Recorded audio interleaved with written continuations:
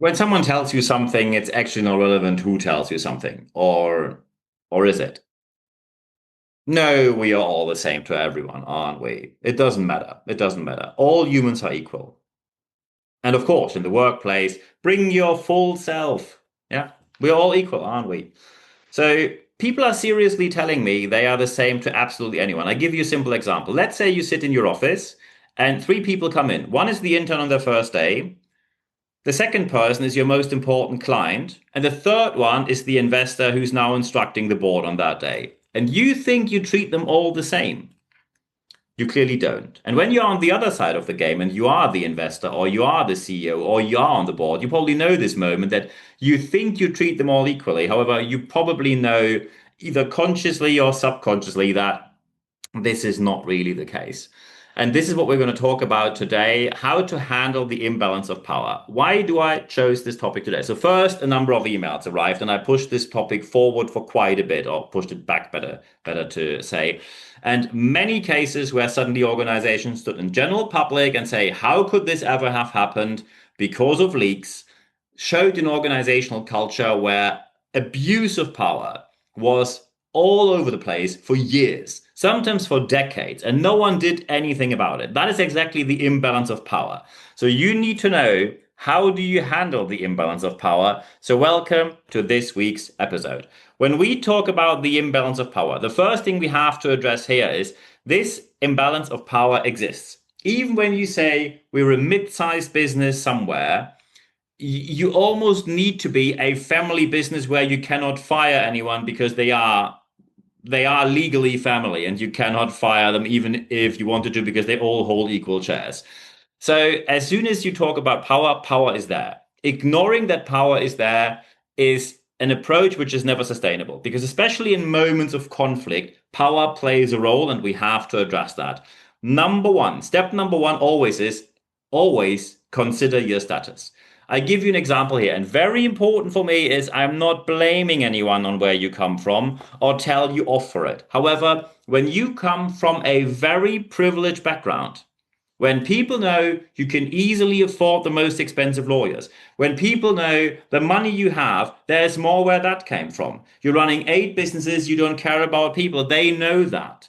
And maybe you acted in a way that they probably saw that already and you didn't even realize. Status is a thing.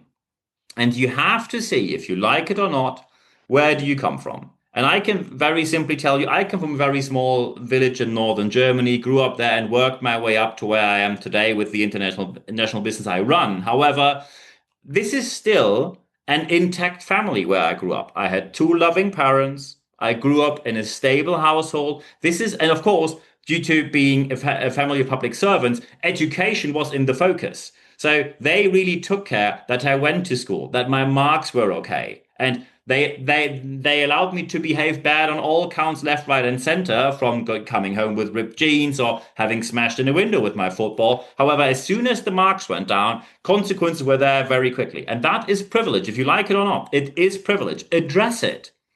Address it. I give you a very simple example. When people tell me, how can you do 3 master's degree besides full-time working? Here's the secret. I have no family and no children. I'm traveling constantly. So during evening hours, I have some time left and I use them during the week, I think reasonably wisely. So there's no special trick, but it is status. You have to address the status. And when I go somewhere as an interim manager and I am down to earth due to where I grew up, I worked in a factory when I was young, I worked my way up from where I am to where I am today. However, I know that when people don't know me, they hear, oh, there's a new interim manager. What's his name? Niels Brabandt. Let's look on LinkedIn. Oh. And then they see 3 master's degrees, they see a couple of reasonably well-established educational institutions, and they treat me differently. And they also expect me to have a reasonable level of power. So they treat me differently. And we have to address that power. If you do not address power and status, you live in a different reality than anyone else you're leading. Reality, and very important is, what people perceive as reality when it comes to status is always the starting point. It can shift from there by your behavior and words. However, you have to address that status is there in the first place, whether you like it or not. If you do not have this awareness, if you do not have the awareness of power, it simply means You're ignorant on that matter. And then very often you abuse power, sometimes consciously, sometimes subconsciously. And the subconscious acting is the worst one. The conscious acting is really bad. Abusing power is never acceptable. But when you abuse power consciously, you probably know afterwards that wasn't great. You apologize and you hopefully repair it afterwards. If you subconsciously abuse power, it means you don't even realize when you're doing it.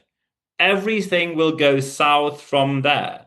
So be aware that you need to be aware of your status and your power if you like it or not.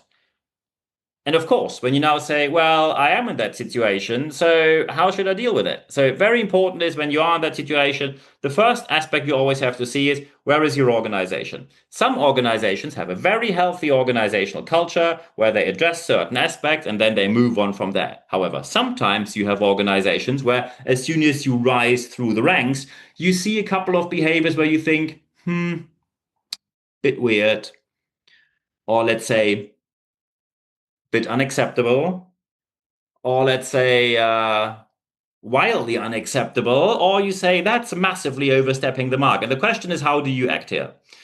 Most of these aspects, when you see things such as Harvey Weinstein back in the days, that happened for years and years and years. There were numerous out of court settlements with Harvey Weinstein, and no one did a thing except telling people, oh, can we settle out of court and move on from there, instead of what they should have done, say, we fire you on the spot and you need psychological help from there.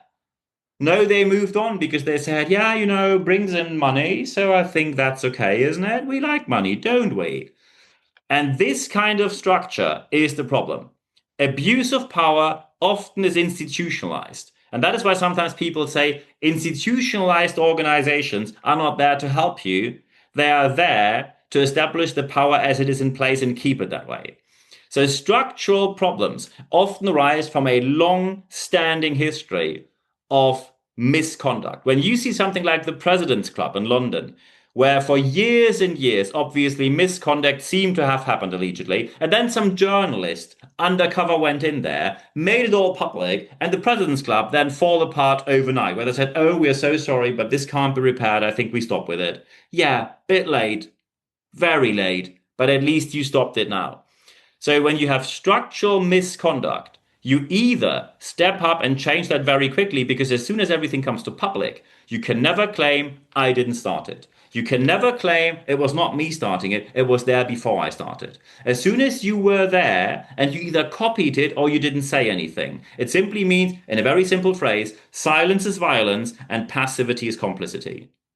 And that applies to absolutely anyone, no exception. So when the structure is there, the structure of a structural, organizational-led abuse of power, when this comes to public, you will be, as they say, we have to let you go, meaning you get fired for your misconduct, and you deserve that in this case.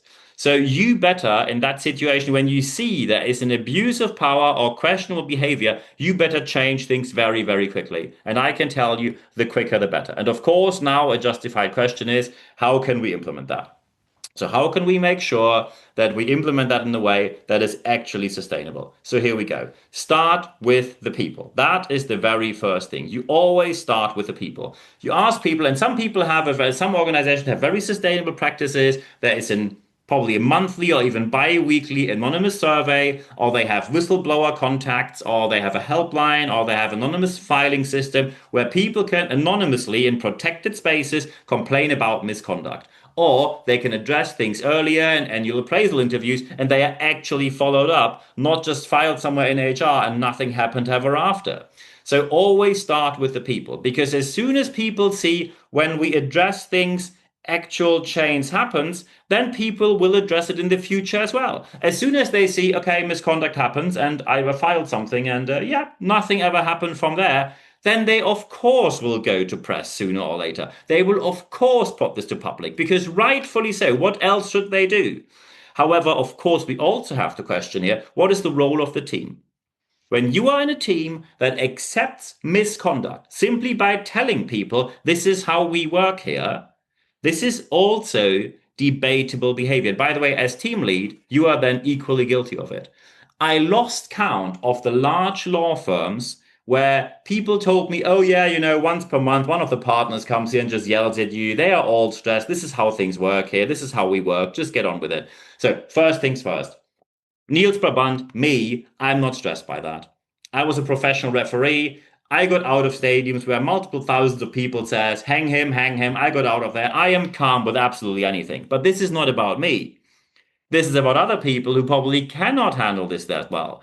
So teams need to address it. And as soon as you have systems in place where people know there's a structure, there is a process, there is some procedure that's going to help me, I am aware of that. The leaders are aware of that, team lead up to the board, then behavior and the sustainable approach to better behavior regarding the imbalance of power will happen immediately. And when you do it the way as we spoke about it today, your organizational culture is going to become a lot more sustainable immediately. And I wish you all the best putting this in practice in your organization. And when you now say, that sounds rather complicated. Might be, doesn't have to be, but might be. If you have any kind of questions, of course, feel free to contact me anytime. So when you now watch this on YouTube, feel free to leave a like there. Thank you very much for doing so. Subscribe to my channel. Thank you very much for doing so as well. On top of that, of course, always feel free to leave a comment. I'm always looking forward to having any kind of discussions with you, and I'm looking forward to seeing that in the comment section. And of course, when you now listen to me in Apple Podcasts or Spotify, feel free to leave a review there, 5 stars. Thank you very much for doing so, because we do all of this free of charge, and I will keep it like that. But of course, I'd like to have some positive feedback if you like it. So thank you very much for doing that as well. Of course, feel free to recommend this channel online, offline, amongst friends, colleagues, family, absolutely anywhere, social media, do as you like.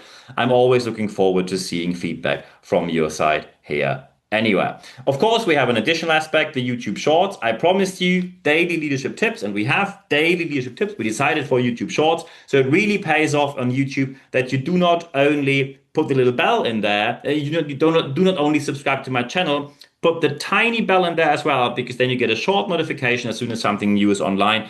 That is exactly what keeps you updated. I told you one leadership tip per day. It's either me or an external expert we interview. We have lots of stuff to offer there. Feel free to stay online there and you get all the news. And of course, you can also follow me on my podcast, Apple Podcasts or Spotify.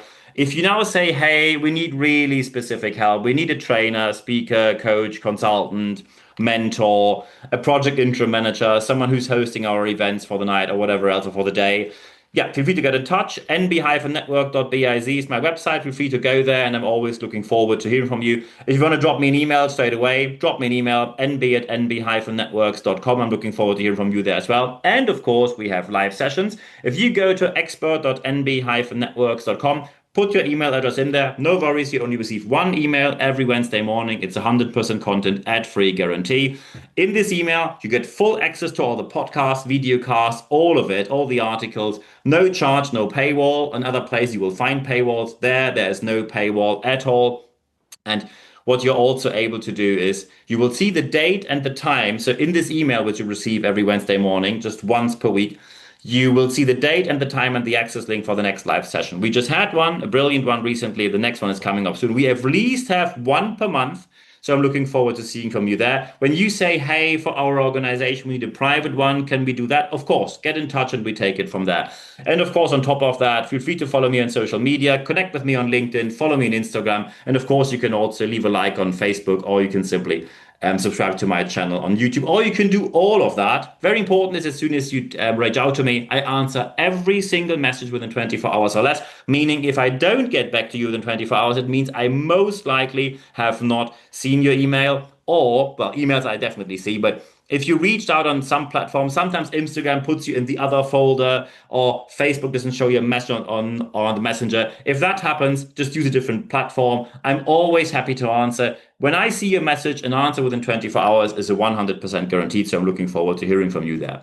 The most important thing, however, is always the last thing that I say here.